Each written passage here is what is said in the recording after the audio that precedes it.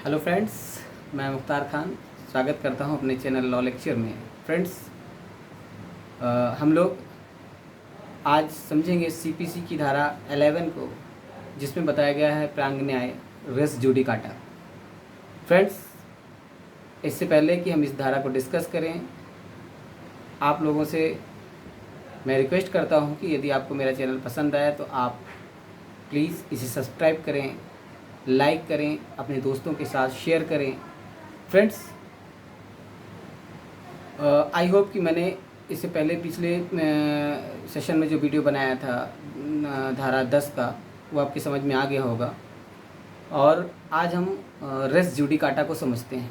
Friends, प्रांग न्याय जिसे हिंदी में कहते हैं। फ्रेंड्स, प्रांग न्याय के संबंध में ये कहना उचित होगा कि यदि ये धारा न होती तो न्याय व्यवस्था में न्यायिक अराजकता पैदा हो जाती। बहुत ही इम्पोर्टेंट धारा है ये। जैसे कि इसमें ये बताया गया है कि कोई भी न्यायालय ऐसे वाद विवादक का ट्रायल नहीं करेगा जो पूर्व में किसी सक्षम न्यायालय द्वारा उसी विवादक पर उन्हीं पक्षकारों के या उनके एलआर उसी सब्जेक्ट पर या उसी टाइटल पर विचाराधीन रहा है या निर्णय दिया जा चुका है। फ्रेंड्स, मैंने बेयर एक्ट से थोड़ा सा हट करके बताने का प्रयास किया है।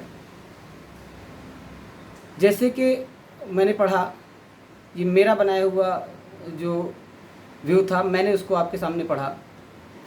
कोई भी न्यायालय ऐसे वाद का, ऐसे विवादक का निर्णय नहीं करेगा जो पूर्व में सारता या पूर्णता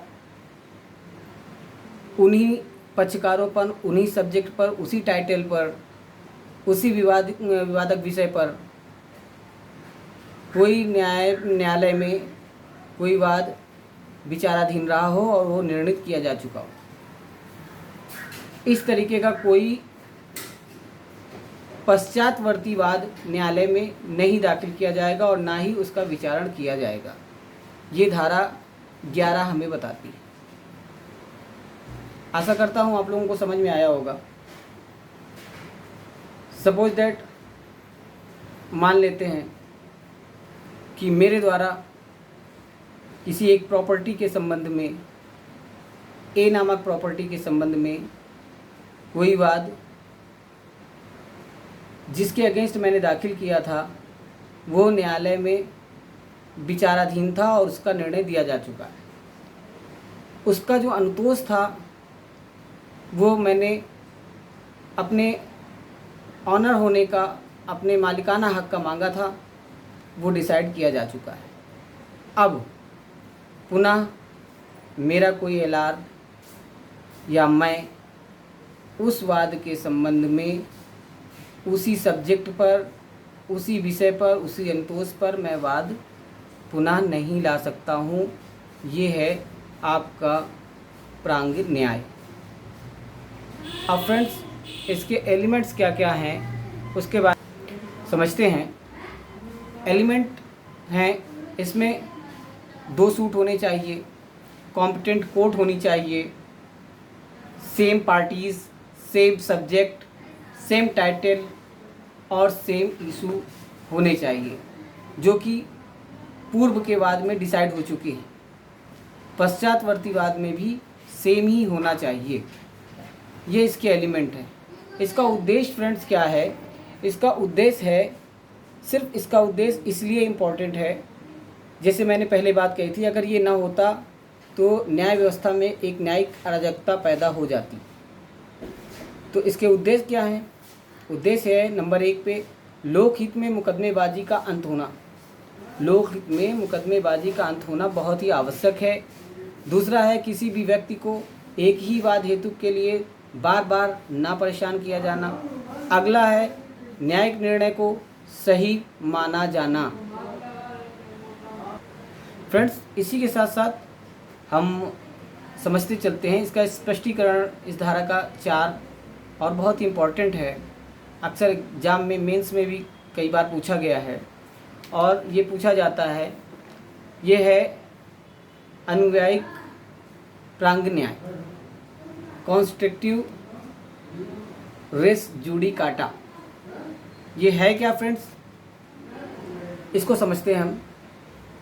ऐसा विषय जो पूर्ववर्तीवाद में प्रतिरक्षा का या आक्रमण का आधार बनाया जा सकता था और उसे बनाना चाहिए था, नहीं बनाया गया है, यह है आपका constructive res judicata. Suppose that, मानते हैं हम खा के विरुद्ध हक के आधार पर एक मकान पर कब्जे का मुकदमा दाखिल करता है, उस पर वो अपने कब्जे की मांग करता है, मगर उसने कंपनसेशन की मांग नहीं की, जबकि वो कंपनसेशन की मांग उसी वाद में उसी समय मांग सकता था और उसे मांगना चाहिए था। अब उसे यह इजाज़त नहीं दी जाएगी कि वो कोई दूसरा नया मुकदमा लेकर के आए और उस पर वो कंपनसेशन की मांग करे। बस इतना सा है ये कॉन्स्ट्रक्टिव रेस जुडिकाटा, और ये बहुत इम्पॉर्टेंट है, इसलिए मैंने इसको रेस जुडिकाटा के साथ साथ कॉन्स्ट्रक्टिव रेस जुडिकाटा को भी पढ़ने की कोशिश की, और आशा करता हूँ कि आप लोगों को रेस जुडिकाटा और कॉन्स्ट्रक्टिव रेस जुडिकाटा दोनों ही समझ में आ गया होगा।